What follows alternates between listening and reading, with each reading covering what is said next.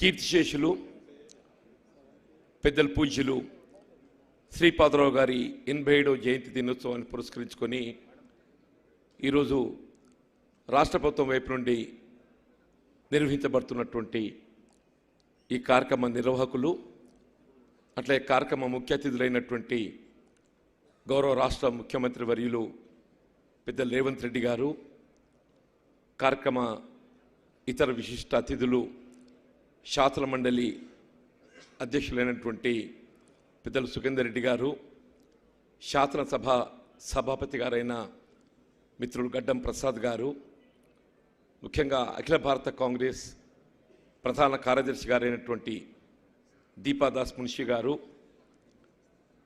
కార్యక్రమంలో పాల్పంచుకుంటున్న ఇతర విశిష్ట అతిథులు, రాష్ట్ర ప్రభుత్వంలో వివిధ హోదాలో సేవలు అందిస్తున్నటువంటి మంత్రివర్గ సభ్యులు, శాసన సభ్యులు, శాసన మండలి సభ్యులు, ఇతర ప్రముఖులు, ముఖ్యంగా సభా ప్రారంభకులైనటువంటి శ్రీపాదరావు గారి తనయుడు మిత్రులు శ్రీధర్ బాబు గారు, రాష్ట్ర నలుమూలల నుండి తరలి వచ్చినటువంటి శ్రీపాదరావు గారి అభిమానులందరికీ నేను హృదయపూర్వకంగా నమస్కారం చెప్తూ, అంటే వాస్తవంగా ఈరోజు ఈ సభా వేదికపై ఉన్నటువంటి ఒక అతిథుల్లో గమనిస్తే ఆనాడు శ్రీపాదరావు గారితో చట్టసభల్లో పాల్గొని ఈరోజు వారి తనయుడైనటువంటి శ్రీధర్ బాబు గారితో కూడా చట్టసభల్లో సేవలు అందిస్తున్నటువంటి ఒక వారిని బహుశా నేను ఒక్కనే అనుకుంటాను.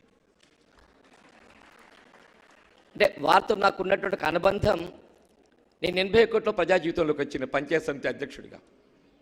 వాస్తవంగా ఆనాడు మహదేవ్పూర్ రిజర్వ్ స్థానం అయిపోయింది, మంత్రికి వెళ్ళి సమితి అధ్యక్షుడిగా వారికి అవకాశం లభించాల్సింది.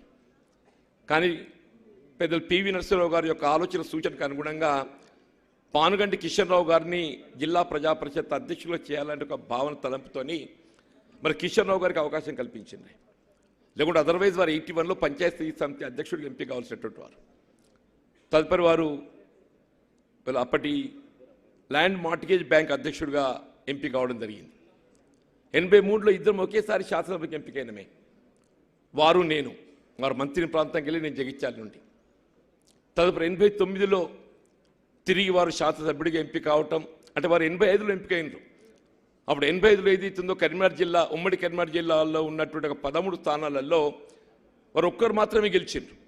వారు ఒక్కరే గెలిచి ఆనాడు కరీంనగర్ జిల్లాలో కాంగ్రెస్ పార్టీ పటిష్టత కొరకు 89లో తిరిగి కాంగ్రెస్ ప్రభుత్వం అధికారం రావటంలో ఏదైతుందో వారు విశిష్ట కృషి చేయడం జరిగింది.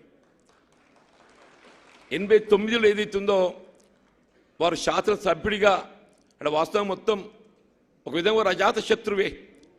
వారు శాసనసభలో కానీ సెక్రటేరియట్లో వారు కనబడ్డారంటే ఐఏఎస్ అధికారులు ఎవరే కానీ చెప్పంటున్నా, నేను లేచి నిలబడి వారికి స్వాగతం పలిగేటట్టు వారని చెప్పంటున్నా. వారు తదుపరి కాలంలో శాసనసభ సభాపతిగా ఎంపిక కావడం, అంటే ఒక స్థాయిలో వారు ముఖ్యమంత్రిగా మరి ఎంపిక అయ్యేటువంటి అవకాశం ఉందని చెప్పి అందరూ కూడా భావించినమే.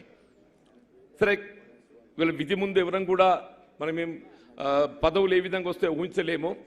సరే, వారికి ముఖ్యమంత్రిగా అవకాశం రాకున్నప్పటికీ ఏదైతుందో వారు కేవలం ఉమ్మడి కరీంనగర్ జిల్లా తెలంగాణ ప్రాంతానికి పరిమితం కాకుండా యావత్ ఆంధ్రప్రదేశ్ రాష్ట్రంలో ఏదైతుందో వారు గుర్తింపు పొందిన నాయకుడు మరి శ్రీపాదరావు గారు అని చెప్పి చెప్పక తప్పదని చెప్పి అంటున్నాం. వారి ప్రత్యేకత, వారికి అంటే కరీంనగర్ జిల్లా పరిస్థితి దాదాపు అందరూ ఊహించింది, తెలిసిందే. ఆ తీవ్రవాదం నెలకొన్న పరిస్థితులలో తీవ్రవాద సానుభూతి పరులుగా భావించి సామాన్య ప్రజానీకంపై ఒత్తిడి, పోలీస్ రిప్రెషన్ జరుగుతున్నటువంటి పరిస్థితులలో అప్పుడు శ్రీపాదరావు గారు ఏదైతుందో అసలు వారంటూ లేకుండా ఉండి ఉన్నట్టయితే మరి కరీంనగర్ జిల్లా ప్రాంతంలో పరిస్థితి ఏ విధంగా ఉండేదో ఊహించలేమని చెప్పంటున్నాను. నేను ఒక విధంగా పోలీస్ రిప్రెషన్ ఏదైతుందో అంటే దాన్ని కొంతమేర నిరూప చేయగలిగింది శ్రీపాదరావు గారు చెప్పి చెప్పక తప్పదని చెప్పంటున్నాను. వారు ఎప్పుడు కూడా సంకోచించేవారు కాదు. పేద ప్రజల పక్షపాతి అని చెప్పండి, పేద ప్రజల పక్షపాతి శ్రీపాదరావు గారు అని చెప్పంటున్నా. గ్రామీణ ప్రాంతం, నిరుపేద వర్గాలు, దళితులు, బలహీన వర్గాలు వారు అసలు మంత్రి నియోజకవర్గంకి వెళ్ళి పోటీ చేయాలంటేనే ఎవరు ఊహించరు, ధైర్యం చేయరు. ఆ ప్రాంత వాస్తవులు కాబట్టి అలాంటి శ్రీపాదరావు గారే కానీ శ్రీధర్ బాబు గారు అక్కడ ప్రాతినిధ్యం వహిస్తున్నారని చెప్పంటున్నాను. సరే, దురదృష్టం ఏంటంటే వాళ్ళు ఏ తీవ్రవాద సానుభూతి పరుల అనే భావనతోని మరి రిప్రెషన్ గురవుతున్న పరిస్థితుల్లో వారిని కాపాడనే ప్రయత్నం కొంతమేరకు వారికి అండగా నిలవాలని చెప్పే ప్రయత్నం చేయడం జరిగిందో చివరికి వారి చేతిలోనే బలి కావటం నిజంగా దురదృష్టకరం. అసలు ఎవరు కూడా ఊహించం దీన్ని, అది శ్రేలి.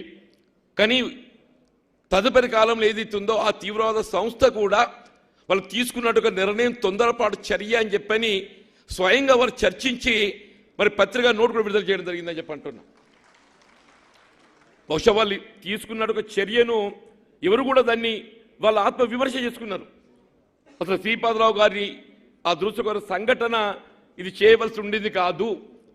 వాళ్ళు ఏ సమాజ స్థాపన కొరకు పాటుపడే లక్ష్యంతో మరి వారు భావిస్తారో అటువంటి సమాజ స్థాపన కొరకు పాటుపడేటువంటి ఒక లక్ష్యంతో ముందుకు పోయేటువంటి వారు శ్రీపాదరావు గారు చెప్పి అంటున్నాం.